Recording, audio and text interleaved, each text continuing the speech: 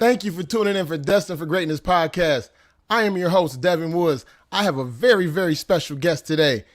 First of all, I want to get to some music first. I want us to have a good time before I let people get in here. So I'm going to share a little music video for my brother Niles. Enjoy.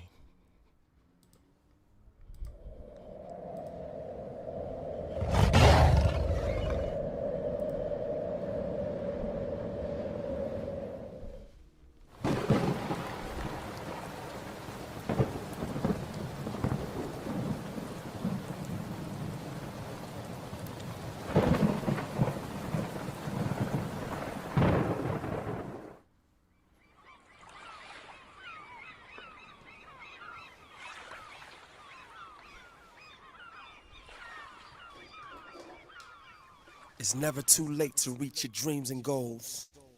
Always remember that.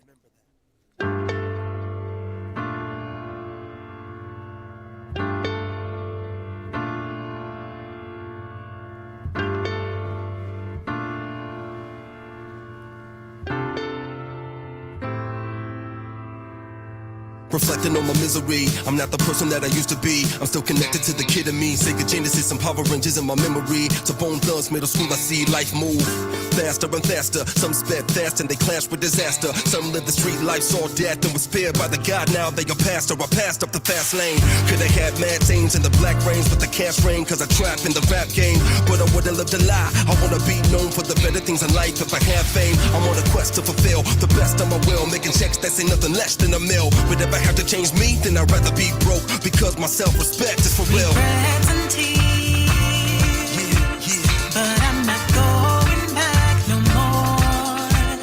Anxieties and fears, they will not hold me back no more. They'll never hold me back, no, they'll never hold me back. I've been holding it, it's time for me to let it go. I will not go my whole life without letting the genius in me show. The time is now. The time is now. I will be great. The time is now. The time is now. It's not too late. It's not too late. Never. Don't let the locusts drain all your focus. In the city they are robust, so it's no trust. I'm a soloist, introvert with the loners. If you have plans to do evil, don't approach us. But if you're treating yourself wrong, then your reflection is a hellspawn. And you know better, you should know better, because you're a king from cold weather. I know that you're trying to start your car up in cold weather, but you gotta warm your engine up first. Rest in peace to Loretta Sue. She was my mother, the 7 wonder, the empress of outer space. I can't believe she bent us without a trace. I still read the old letters that she used to send me. Her roots within me, the truth. If everybody had her level of love, the world would be like Eve never ate the forbidden fruit. Regrets and tears, but I'm not going back no more. Anxieties and fears, they will not hold me back no more. They'll never hold me back, no, they'll never hold me back. I've been holding it, it's time for me to let it go. I will not go my whole life without letting the genius in me show. The time is now. The time is now. I will be great. I will be great. The time is now. The time is now. It's not too late. It's not too late, never.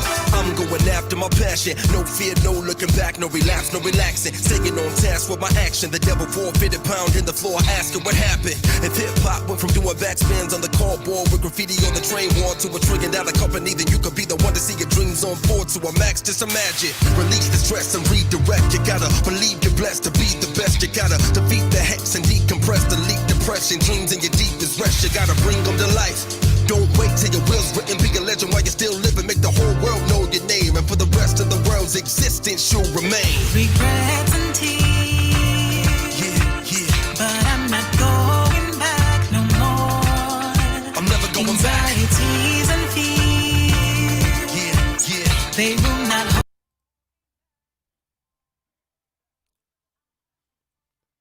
What is going on, y'all? Thank you so much for tuning in for Destined for Greatness podcast. I have a very, very, very special guest today. Today I have Dr.Tarece Johnson, the very first African-American woman elected into the school board in Gwinnett County, District 5. Dr. Johnson is a woman that's an entrepreneur, diversity and inclusion expert, a poet, artist, author, activist, advocate, a mother of 2. This is a very, very special guest because she's doing something for our youth and our children. That's what we want to talk about. So without any further ado, let me bring my special guest on, Dr. Tarece Johnson. How are you today? I am well. Thank you so much for the opportunity to be here. Yes, ma'am. Thank you so much for being a part of the show. We have a lot to talk about. We do. First of all, let me tell you, start off by saying congratulations. Thank you. Thank you so much. That is definitely an accomplishment that you have made, definitely made. But like I tell every guest, no one can introduce themselves better than they can introduce themselves. So for those that do not know you, please introduce yourself. Well, my name is Dr. Tarece Johnson. I'm originally from Houston, Texas. I went to college in Puerto Rico, La Universidad del Sagrado Corazón. I then lived in New York City. I went to grad school in Columbia University, relocated here to Georgia. I went to school here, MBA, earned an MBA from Emory University.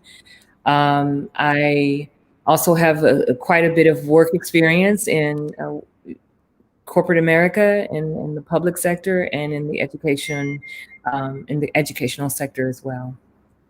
All right. Thank you for that introduction. That is wonderful. And I also see that you're an artist. So is that some of your artwork I see in the back? This is my artwork. I love that is beautiful. Okay, I see. So this really quick, how can they get some of that artwork? Do you produce that for the world, or is that just for your private personal? I do. It's yeah, I do. Okay, we talk about that. Yeah, you can just text me, email me, inbox me, and let me know what you like, what you want, what you're looking for, and we talk about prices based on the size and everything. But I'm a self-taught artist. So I had to get that in there. I seen it. So I'm like, let me get that slight little plug in while they watching. Hey, you know what? Artists appreciate when you love their art and you recognize their art. Everything is strategically positioned. Okay. So yes. Okay. Yes, it's just thank you so much for recognizing my art, and many of us artists do appreciate people who support us. And oftentimes we are not supported in many ways. I'm a writer. I write poetry. I perform poetry, and my painting. And so when people recognize that and they patronize our art, it's great, because that's how we keep, contributing and keep doing what we're doing. And all right, so. And I definitely had to bring that up because I want people. So I will put a link in here so they can get a hold of you. They can get a hold of some of your beautiful artwork. But so you have a full career and you have a full educational career. So you've named off a lot of colleges that you've been to and universities.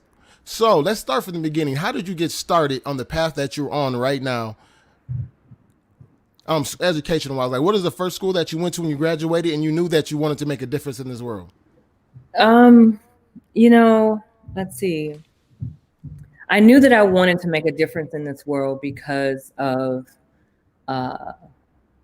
my background, being a child who struggled academically in the beginning. And I've always had to work harder, I felt, than anyone else.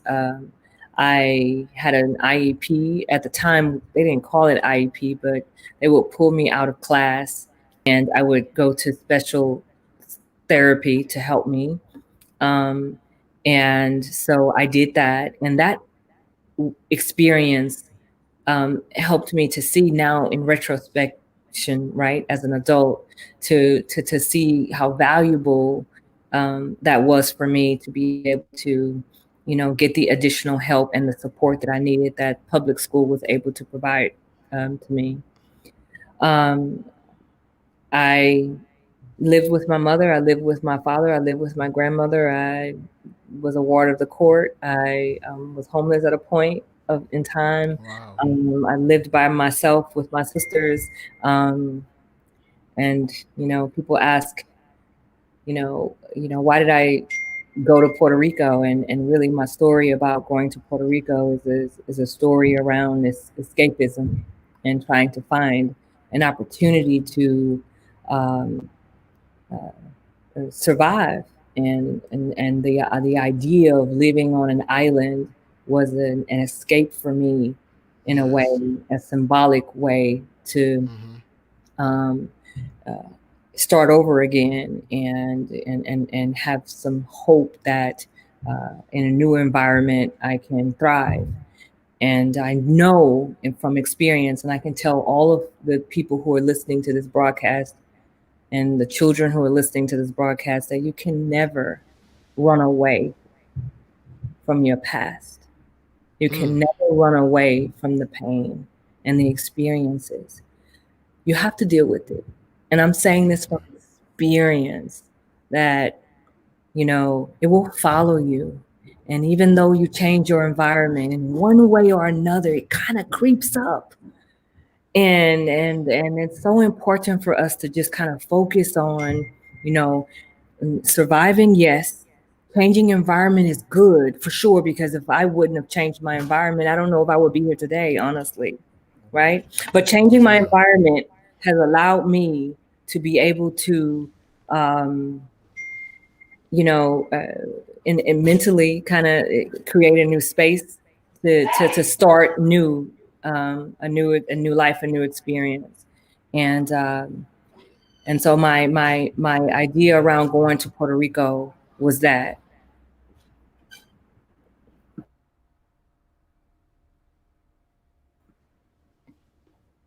There you are. You're back. Yes. Thank you. Mm-hmm. All right. So when you go to Puerto Rico and you say, I'm going to come back to the United States, I'm going to go to Georgia, and I'm going to get into what was your first profession when you graduated college? What was your first profession when you came back home? So when I graduated from Puerto Rico, I didn't go home. I went right to New York City. Okay. New York. Yeah, New York was my dream. You know, I did. You know, when I was in high school, I wanted to be an actress, model, singer, dancer, and writer. Right. I'm an artist, right? At heart, my passion, my spirit, everything is art. And so, I decided to move to New York City because I thought it would be an opportunity for me to also, in addition to attending Columbia University, I thought, well, I'm in the city, I'm in Columbia, I can, like, you know, try to do some commercials, some Broadway shows, do some modeling maybe. So that was kind of my, you know, my goal there. So after graduating from Columbia University, well, before graduating, I had several internships, and the internships were great opportunities for me to kind of figure out what I wanted to do. So I was studying a master's of public policy and administration, which basically is a degree that, you know, prepares us as leaders to be able to work in public policy and public administration positions, which is what I am now, which is what I'm doing. So it's great because that training is the best training ever for people who want to go into politics and be leaders in the public administration and public organizations. I highly suggest you get a public policy, public administration degree because it definitely prepares you for this. And now, years later, I'm kind of going back to what I learned from graduate school at Columbia University to be able to kind of, you know, help me with the work that I'm doing today. So my professional experience, I worked at the New York City Fire Department.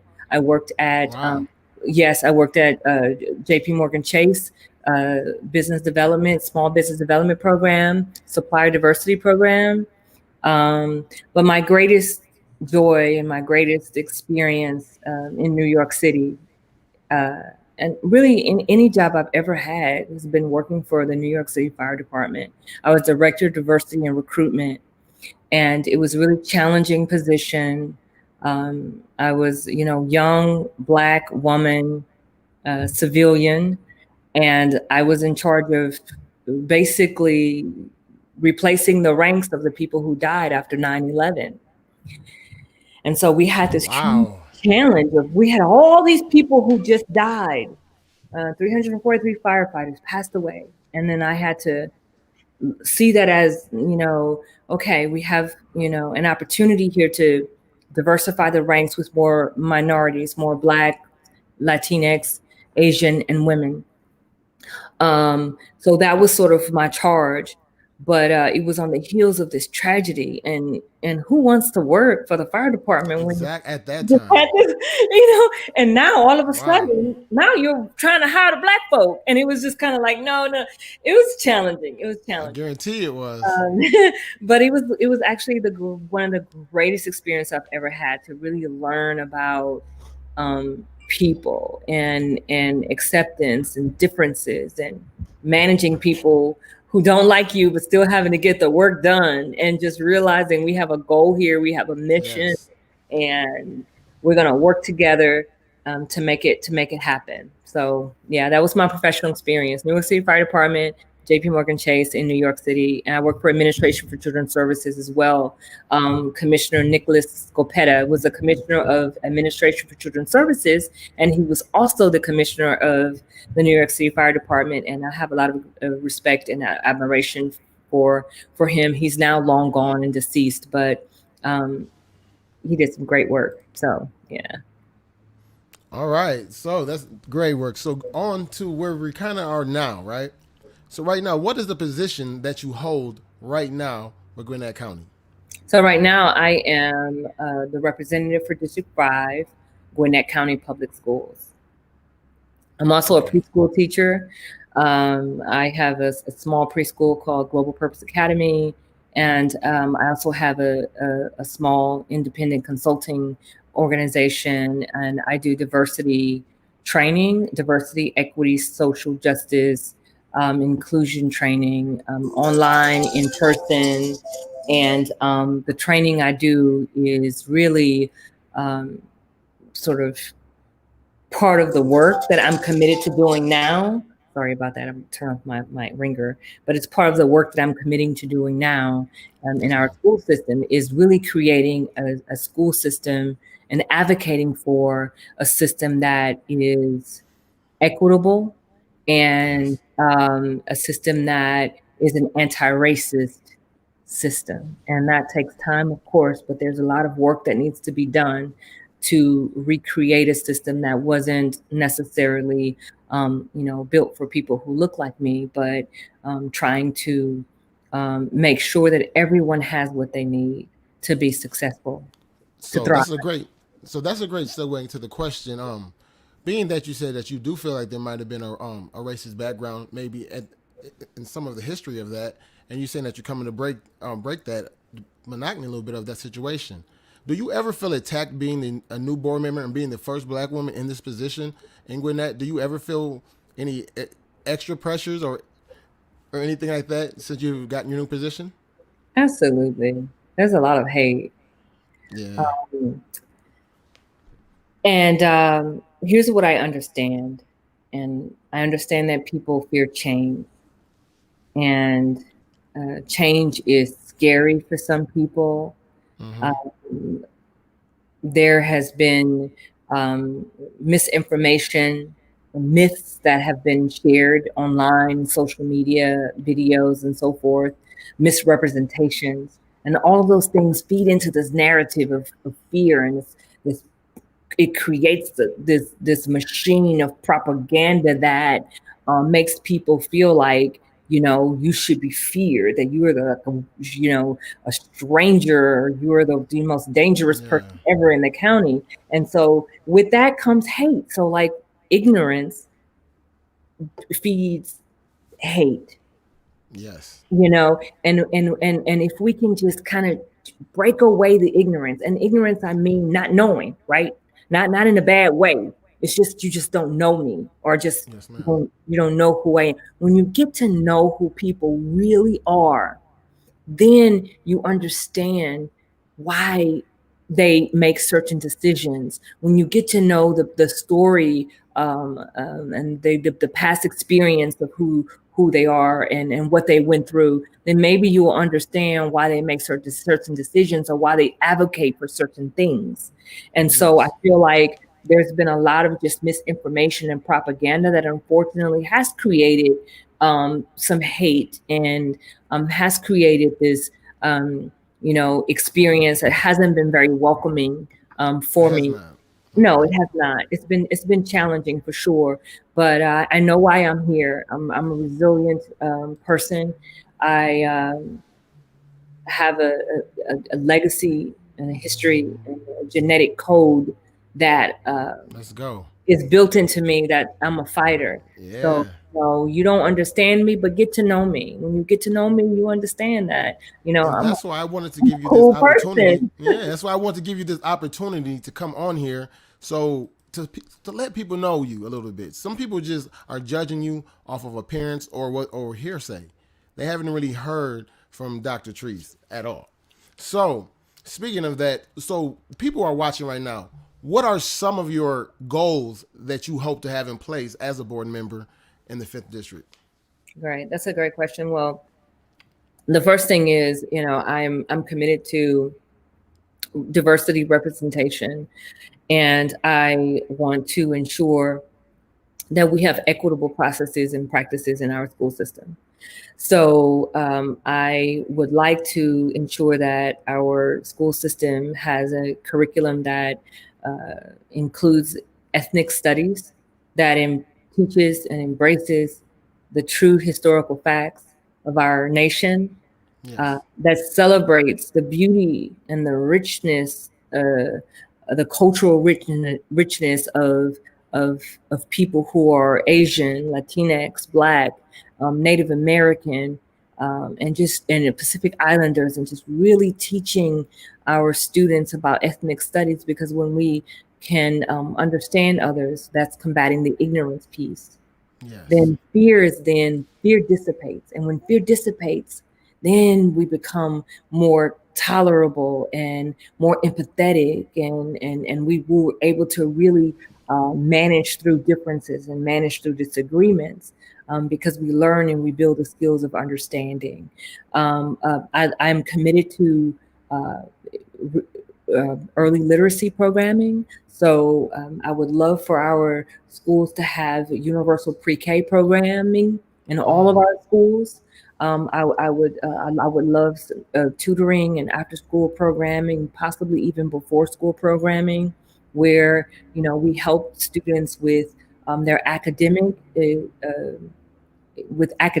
as well as we can help them with their building other skills, like learning how to code, or learning robotics, and teaching them all the things we need to know. Yes, even allowing, Yes. even like creating the opportunity where they can then get some social emotional engagement, and maybe some therapy, or maybe whatever else, whatever they need during that time in the after school program. Just trying to figure out the needs of our students, and that's what equity really means. A lot of people don't understand equity, but equity is essentially just meeting the needs of every person and every individual. So it's understanding what student A needs versus student B, and trying to figure out a way to address that need. So I'm so committed to understanding the needs of our students and figuring out a way to address those needs. Some of the things we can do: early literacy. We can do academic advancement training, which could include, or education, which could include after school programming, before school tutoring, even mentoring. Mentoring can help with that as well.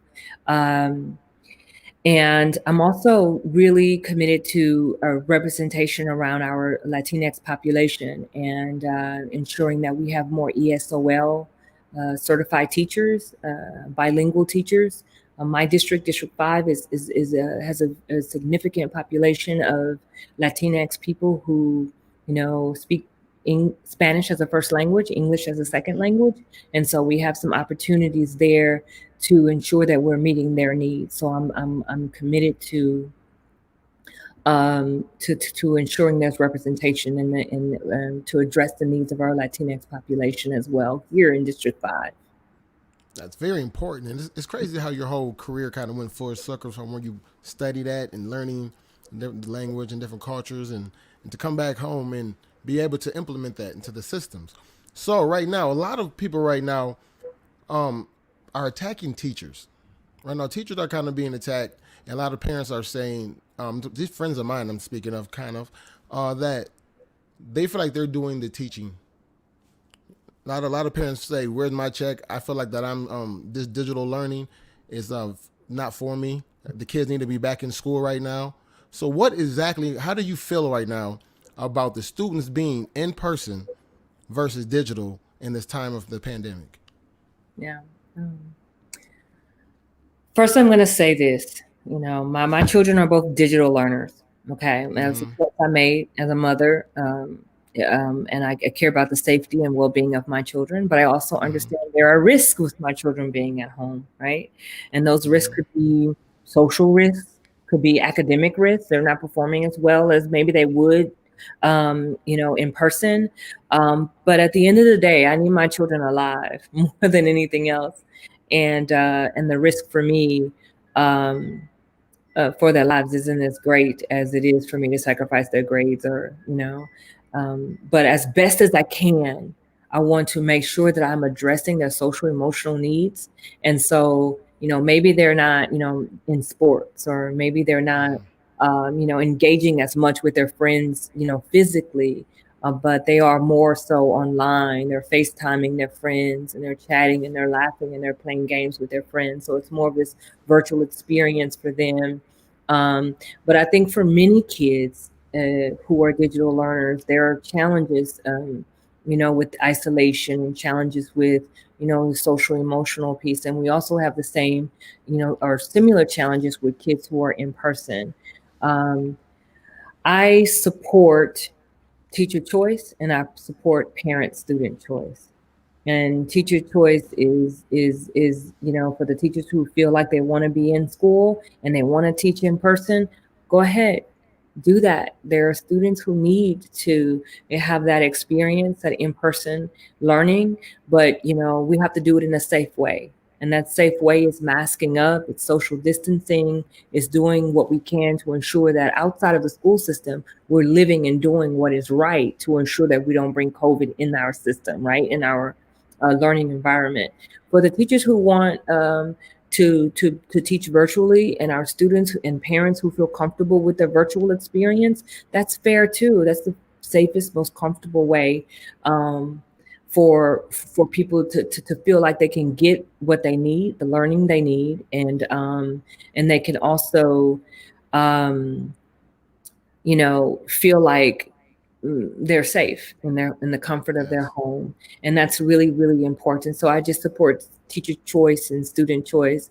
And as a school board member, I know it's important for us to be focused on, the safety of our students, as well as the academic achievement of our students. And we know digital learning is not the optimal option for us, but it's in person is definitely the traditional mode of teaching is more effective. So ultimately, the goal is to get all of our students and our teachers back into the school system. I'm hoping that we can, have our vaccination sooner than later. Yes, I'm going to get into that next. Yes. We have some hiccups, though, in terms of timing and some logistical issues. But I'm hoping that with the vaccinations and with the teachers who choose to take the vaccinations, that will give us some hope with, kind of getting our students back into the classroom and our teachers back. I'm hoping that we can close some other safety gaps that we have clearly on our bus drivers. Our bus drivers don't feel safe. And how do we figure out the ways to bring our bus drivers in the fold, to include them at the table, engage our bus drivers, engage our cafeteria workers, engage our custodians, janitorials, people, and kind of figure out a way on how we can best, serve the needs of our student population, and make sure that they're safe and they feel secure. Yes. So the question is, what are your thoughts on combined bus routes right now? Since you did speak of taking care of the bus drivers, also right now in Gwinnett County, we have combined routes in some of our districts and some of our areas. What are some of the precautions that you think you should take, and how do you actually feel about more than one bus route actually being combined in the time of where we're supposed to be social distancing?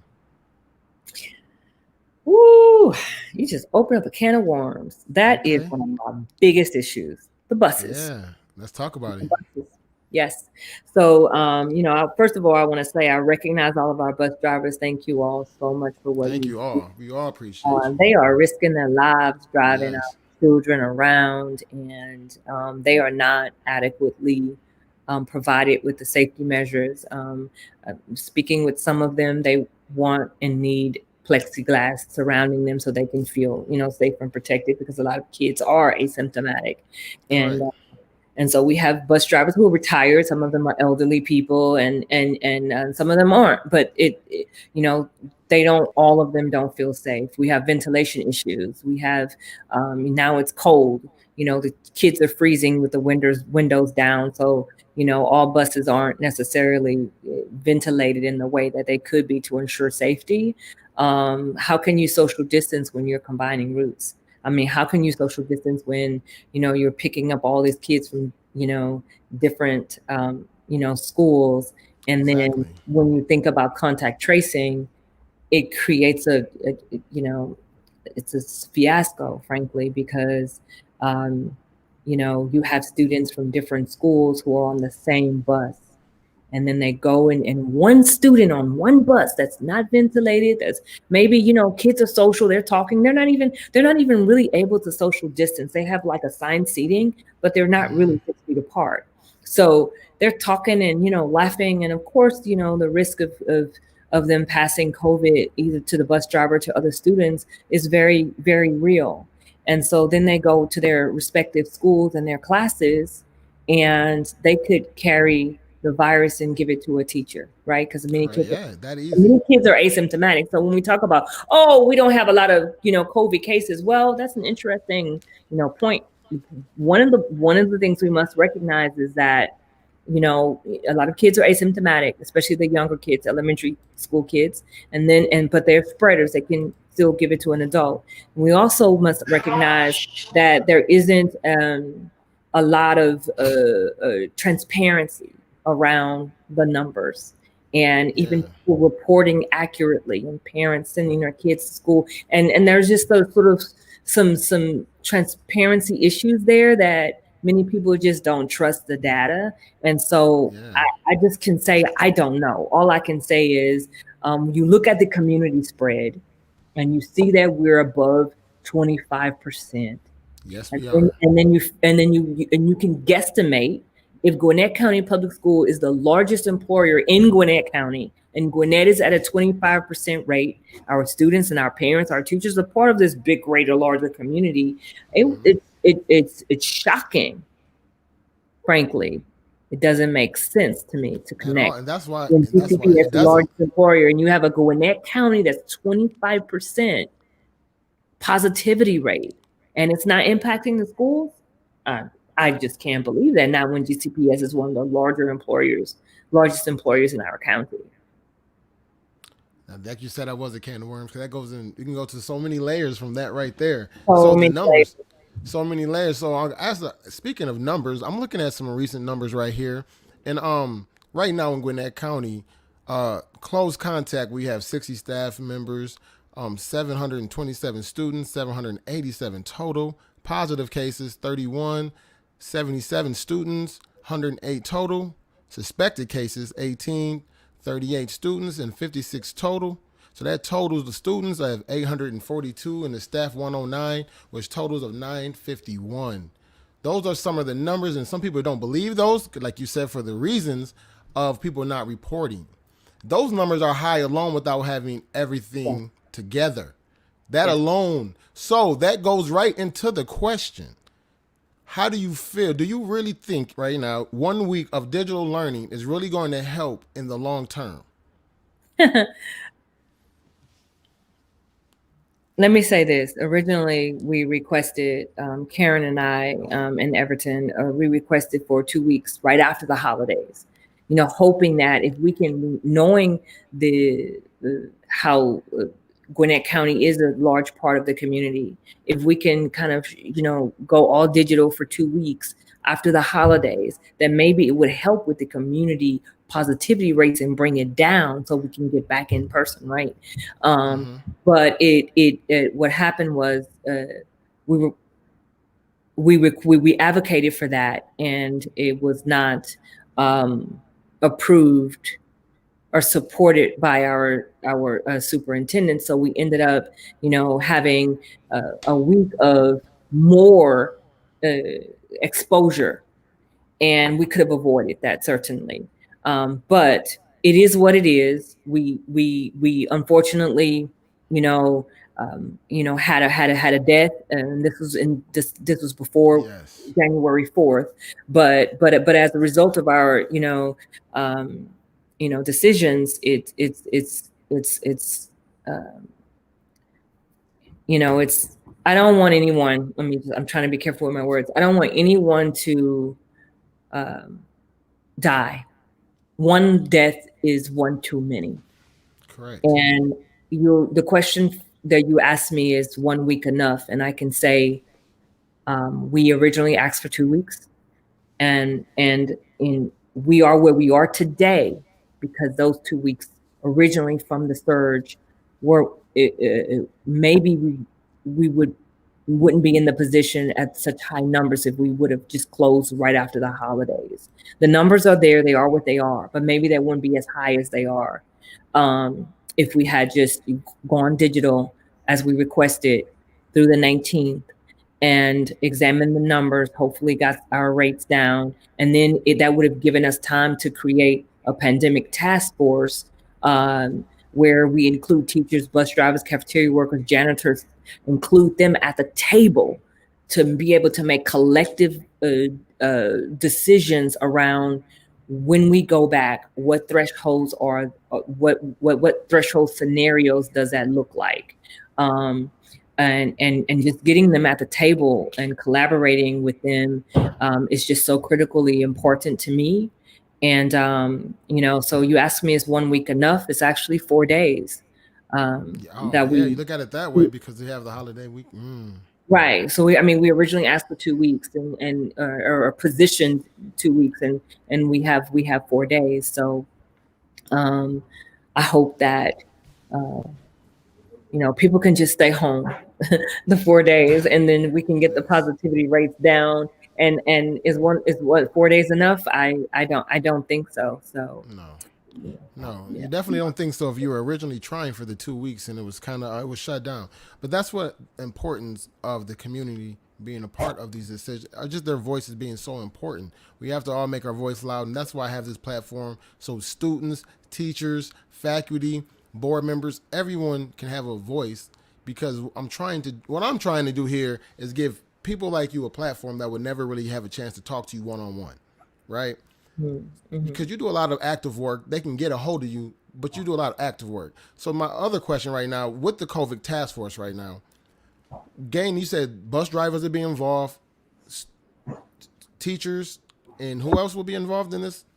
So we'll have this is a policy that I plan on presenting to the board to get approved. And this is a board sponsored task force. And hopefully our other board members will support this task force. I think it makes sense. I can't imagine someone not supporting this. Again, I'm one member of 5, right? And so we all have to have the majority of the vote in order for us to be able to have this task force. This will be a board sponsored task force that, myself would, or someone else would be in charge of. And it would essentially include the voices of the community. It would include parents, teachers, bus drivers, custodians, students, and just really engaging the community, in a virtual meeting, and just talking about decisions, talking about the issues we are facing currently in our school system, and then them helping us make decisions on and thresholds. What scenario, if we're in a yellow zone, what does that look like for our teachers and our students? If we're in a red zone or purple zone, what does that look like? And just kind of helping us figure out these different scenarios based on these thresholds. And I don't really have all of the answers. I think we need experts at the table. We need psychologists. We need epidemiologists at the table. We need people who are on the ground working and teaching and driving the students around our county. And all of them deserve to have a seat at the table. And I'm a collaborative leader. I love the collaborative approach to empower our community.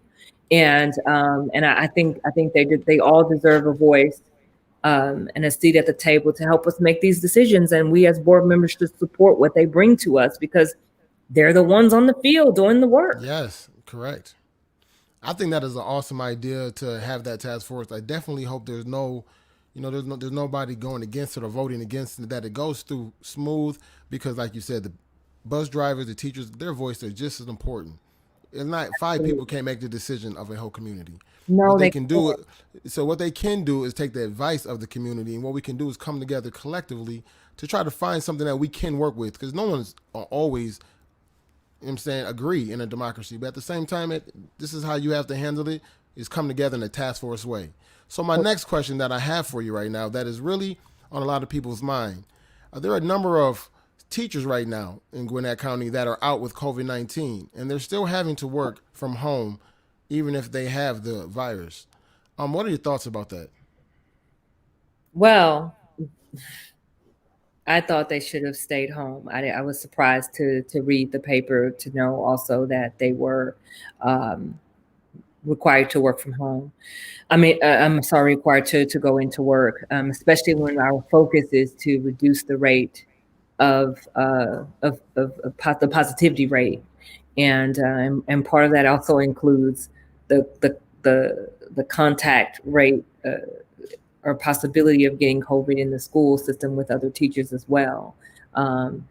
It definitely reduces, even though we don't have students in the school and the teachers still have to go back to work in the school system or at their schools. It reduces, the positive. Hopefully, it'll reduce the positivity rate or the risk for exposure, because the students aren't there in person. And we know that, many students are asymptomatic and they're bringing, putting teachers at risk. So the fact that we don't have the students is helpful, but it's not 100%, because the teachers are still in the building and they're still, and I think there's a level of trust we also have to have for our teachers, right? We have to understand that, okay, our teachers are at home. They're clearly working. They're doing the best they can. And some of our teachers have kids too, and they have to figure out their childcare, just like the parents in the community. When parents when our school system decides to go all digital, parents who are working and maybe single mothers, single fathers or grandparents or whatever caregivers, it's challenging for them. And it's the same for our teachers. It's also challenging for them because they have to work and their kids are home. But we have to trust that they will do what they can to ensure that, they're doing their job at home, and we can set some guidelines around, environment and making sure it's a quiet space and as best as possible, right? Because some of these teachers have little kids, but as best as we can, kind of ensuring that,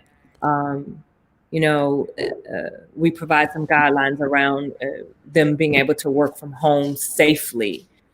And and teaching our students digitally.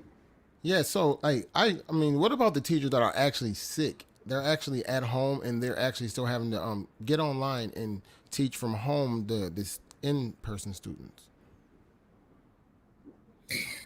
Wow, I don't think if we have a sick teacher, they should not be. They should not be teaching, in my opinion. And many of them are still teaching, and they're teaching because they get the money. Right, that's the question. Yes. They're teaching because they need money, but we do have CARES Act. So yes. So teachers have sick leave, but in addition to that, the CARES Act actually provides us with opportunities to give them 10 days paid in addition to their sick leave. So so we do have that available for our teachers, and hopefully, we know that it takes about 2 weeks, 10 working days or 10 business days, to kind of get through the coronavirus sickness. So hopefully, the idea is these 10 days would help. These 10 pay days would help the teachers while they're kind of at home healing. I think a lot of people thought that December 31st, we don't have any more CARES Act, but they've extended a new act in January 2021, and the regulations will be coming out shortly regarding that. But for the most part, the school system and GCPS school system has funds available to continue to honor the additional 10 days if they have not already been used, the additional 10 days for our teachers if they are sick. But I don't think that a teacher should be working while they're sick. I think they need to take their time to heal, to relax. Damn. Yes. Because you definitely came into the board at a very difficult and high energy time, dealing with the pandemic and some of the things that have been going on with the board.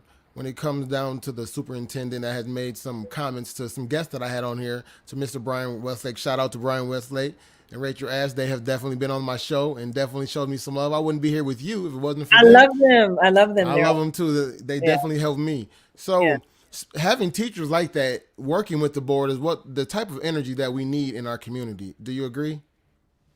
Absolutely. I think we need to empower those teachers more. I think we need to, create opportunities and paths for those teachers who are exhibiting exceptional leadership skills to be a part of changing our district in a way that benefits all of our students. Yes. Regardless of race, regardless of, background, but, really just, focusing on, the teachers who are right now currently putting in the work and who have dedicated themselves to be people who are willing to, be educators who are pushing the envelope, educators who are, challenging the status quo and not just making us be better and do better. I embrace that. I don't think it should be something that we should silence. I think it should be something that we should embrace and say, okay, you have a voice. You're clearly a leader in this community. The teachers are listening to you. Well, how can I learn from you? Right? I mean, we have people like, Tanisha Banks, who ran for the school board. She's a teacher. She special ed teacher. She teaches at a trauma-informed school, the Give Center. And, she's one of those teachers who's also a leader and who tried, she ran for school board but she's engaged in so many different ways. She supports us. She supports our teachers, our parents, the special ed students. But these are teachers, educators we need to really embrace in our school system and uplift and empower and figure out ways of how we can engage them to help us, because we need them. We need those leaders, and their voices should not be silenced. We should respect what they have to say and celebrate who they are. And many of these teachers who are in this organization called GEJ, the Gwinnett Educators for Equity and Justice, this organization is such an exceptional, space where teachers can engage and talk about, equity, inclusion, justice, diversity. Anthony Downing is the founder of this group, but he's also an exceptional leader who's done great work in our school system. And he's a young teacher, but he's innovative. He's fierce. He's that's what dynamic, and even when we were going through a tough time, the ladies, running through our political campaign, he stood by us fearlessly, courageously. He stood by us politically, that even could have, maybe been a detriment to him in a way. But he protected us, and it feels so good to have, a teammate. Let's go. A teammate and teachers who are standing up for us, who are, fearlessly and courageously saying, we believe in you all and we're going to stand with you all. And together, there's so much power in community and so much power in our teachers and our board members and our students working together to drive equity. We have issues in Gwinnett County Public Schools, as you know. We have desperate treatment for Black and brown kids, and the opportunity we have is to continue to ensure that our teachers and our administrators, our leaders, are culturally competent individuals. Creating an anti-racist school system won't happen overnight, but I'm committed to that. I think that our community deserves that in many ways.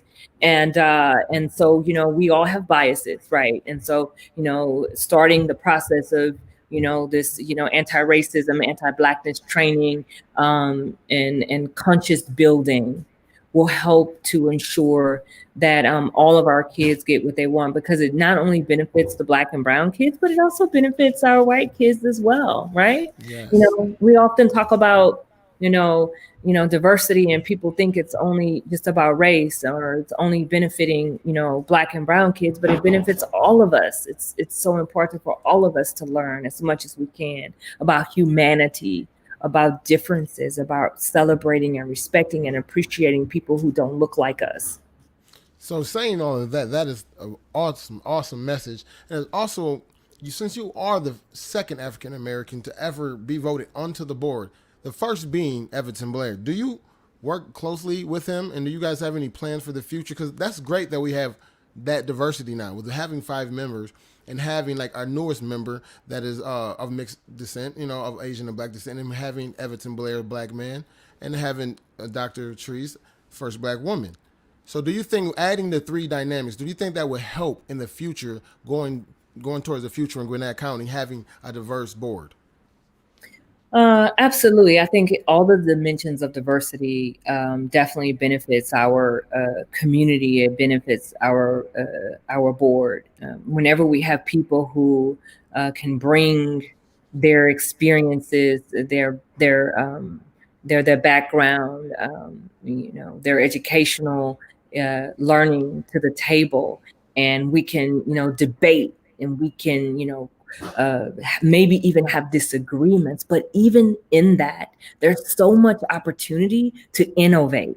And so people really, they think, oh, well, when there's diversity, or when there's, all these differences, that there's conflict. But yeah, in differences, there is conflict, but that's okay, because in conflict comes creativity, and conflict comes innovation. As long as we respectfully engage with one another, we are able to effectively figure out ways in how we can meet the needs of our students. And ultimately, we are here to ensure that academically our children receive the best education possible.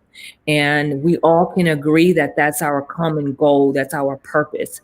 How we get there may be different, right? And I think respecting the nuances of thought and methodology is important. But I want our community to understand that even though you see the Black man and the Black openly gay man, and you see the Black Jewish woman, you see the Asian and Black woman, yes. that we're not a monolith. Look how diverse we are, even within our own racial group. But and then we have we have Mary Kay, and we have Steve Knudsen, and we're all just very different. And so, but to me, as a diversity expert, equity inclusion person, I see the differences as an opportunity for us to just listen respectfully, to engage. And even though we may disagree, even though our policy positions may be different, it in that may create some exceptional innovations that can help us drive policy that will ensure that all of our students will benefit, regardless of race, economic status, background, religion, sexual orientation, preference, whatever it is, that all of our students, because at the end of the day, we're here for all of them, and we want to make sure that they get what they need. And so that's why equity is so important, because it's really looking at, well, what are the needs of our students, and some students may need more. And then how do we figure out how to address those needs if they need more?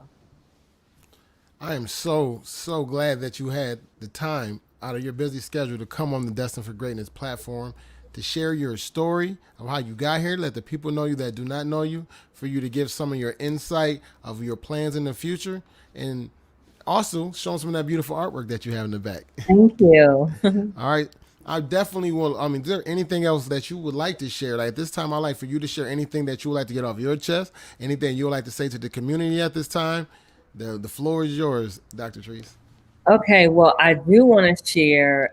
There's a poem. It's a poem by Langston Hughes, and I am a poet, and I'm an author, and I have several published books of poetry. But I would love to share this poem with our community, and it's a poem by Langston Hughes, and it's called Harlem. What happens to a dream deferred? Does it dry up like a raisin in the sun? Or fester like a sore and then run? Does it stink like rotten meat or crest and sugar over like syrupy sweet? Maybe it just sags like a heavy load, or does it explode? And I leave you all with that poem, and I say to our community, to hold fast to your dreams. And even when times are difficult, like we are in now, in times of COVID, and many of us have lost family members and friends, co-workers, colleagues, that, you know, we just hold fast to our dreams, and we have hope, because for many of us, in the very essence of our being and our DNA, we know resilience. We know what our ancestors have been through. And we know that we carry this power and this strength and this glory that, gives us the energy to keep pushing and to keep fighting and to keep working and to keep being true to who we are as human beings, loving humanity. So for me, I am committed to getting all of the information that I can, the data, the facts, listening to the community, to always do what is right. And in honor of Martin Luther King Jr., which we will be observing on Monday, the 18th, is, he said, it is always time, it is always right to do what is right. And I am committed to always, regardless of politics, I don't care about money. I don't care about politics. I don't care about fame. I don't care about fortune. I don't care about, popularity. I care about doing what is right. And I'm so committed to doing the best that I can and learning as much as I can and listening to as many people as I can to make the best decisions, to create the best policies that are equitable for all of our children, regardless of their race or their zip code. And that is beautiful. And on that note, I would like to thank you once again for coming on. I hope to have you on again. I hope to have more board members on. It's been an honor to have you on. It was fun to have you on here. It was very informational. Thank you. Thank you. Thank you. All right now. And with that being said, thank everybody for tuning in for the Destined for Greatness podcast. I am your host, Devin Woods. I am on here 2 to 3 times a week. It depends on how good the information is. But if the information is good, I'm going to bring it to you guys. If you have anybody that you feel has a voice in the community that you feel like would be a great guest, please reach out to me. Direct message me on the Destined for Greatness podcast page or come directly to my page. I'm always here, and when I'm here, it's going to be good. So once again, I'd like to thank everybody for tuning in. I love y'all. And we out.